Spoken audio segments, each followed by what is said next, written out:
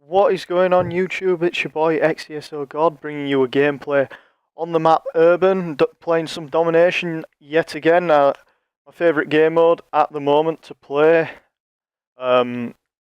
Shortly after Search and Destroy anyway.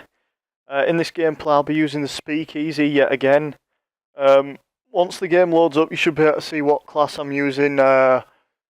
I'm using foregrip and stock. Speakeasy with the perk low profile. I don't know if I've got scavenger and blast suppressor on. Definitely got blast suppressor because I think it's required to be used in the game. Anyway, I'm going to start off talking about the Speakeasy and the Insanity, because a lot of people use both these weapons, and in a lot of the games that you play online there's a lot of players using Speakeasy and the Insanity. So I just wanted to talk about those weapons purely because I think they both need nerfing, they both need downgrading, purely because the weapons are too overpowered. Like the Speakeasy, I sprayed and prayed here guys, I'm not gonna lie, but yeah, the Speakeasy for me is it's a brilliant gun. Can't really complain about it, you know, I shouldn't be complaining about it, but in my opinion the Speakeasy needs nerfing, downgrading, because I just think that the weapon is too overpowered. There's only one, maybe two weapons that can actually beat the Speakeasy, and well, I would say maybe three weapons. There is the Speakeasy itself, the Insanity, and maybe the IMR. The IMR is quite an overpowered weapon. Obviously it's a long range weapon but nonetheless the IMR is still very overpowered. But the Insanity, I believe, well, not just the Insanity, the HBR in general needs nerfing. Even using the normal variant, the non-variant HBR is a pretty overpowered weapon. It overpowers a lot of elite weapons, and I think a lot of people that play the game know that the HBR just in general needs nerfing, but you know, we might as well enjoy it while it lasts. You know, I do use different guns. I don't like using the same guns in every gameplay, but that's my opinion. I believe the Insanity can only be beaten by the Speakeasy, the Insanity itself, and maybe the Battle sometimes, depending on how good the player is. But you know, it's a pretty unbeatable weapon. If you go into a head-on gunfight with an Insanity, the chances are is you're gonna die, but there's nothing you can do about that, obviously. But yeah, I just wanted to say that, talk about the Insanity, Speakeasy, and you know, do you guys think that the Speakeasy and the Insanity need nerfing? Because in my opinion, I think they do.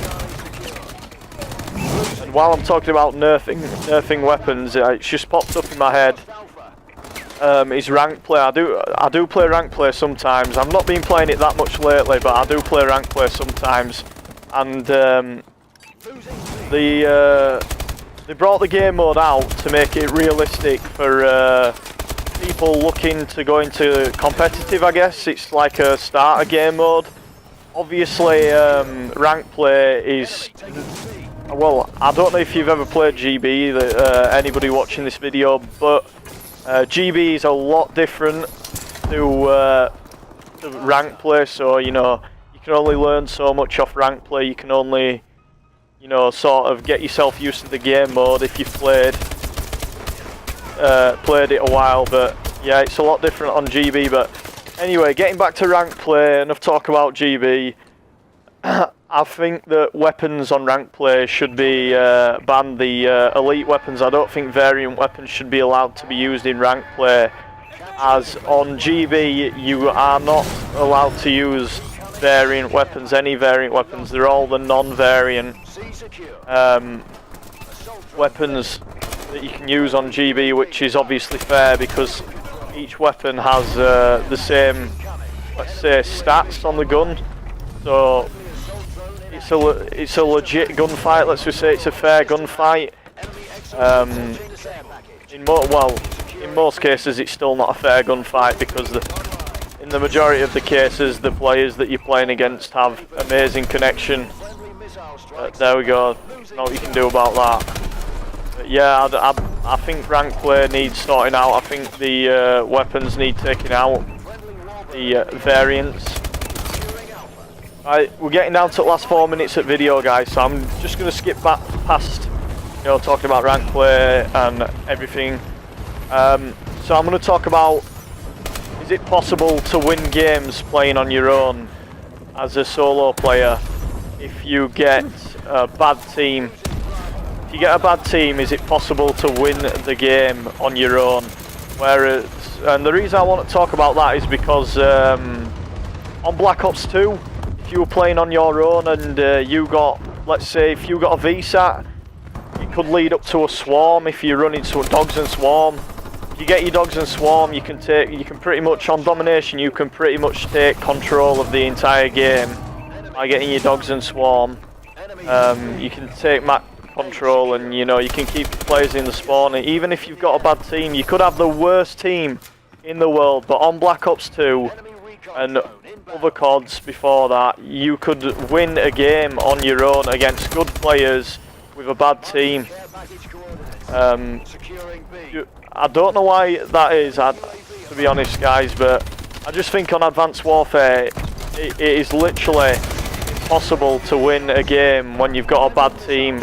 If you were to get 50 kills, 10 deaths, and you were getting kill streaks every second of the game, you know, say in this game if I got 6 warbirds, they would get me about, between the 6 warbirds, they would get me about probably maybe 10, 15 kills, probably not even that.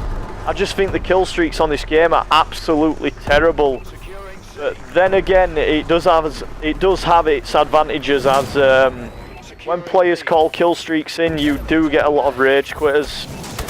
So, you know, it does work both ways. You can't really complain all the time. But yeah, I believe that you need to, in order to win on Advanced Warfare, you know, if you're going for the win, you're wanting to win the game, you're constantly playing the objective, you're better off playing in a party. You can win games.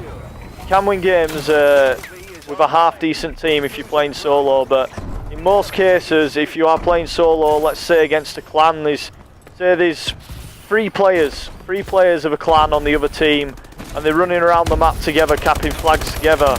You could probably, with the Speakeasy, you could possibly get a triple, just like I did there, but it's very unlikely. It is difficult to get a triple kill. Well, difficult to get a triple kill. It's difficult to get a double kill without the Speakeasy. So yeah, it makes it a lot difficult. That's even a word. But yeah, it makes it more difficult for you to win the game and hold the flags and defend them, as you can only kill a certain amount of players at once. And say someone could be camping in a building, and you're not going to be able to kill the player.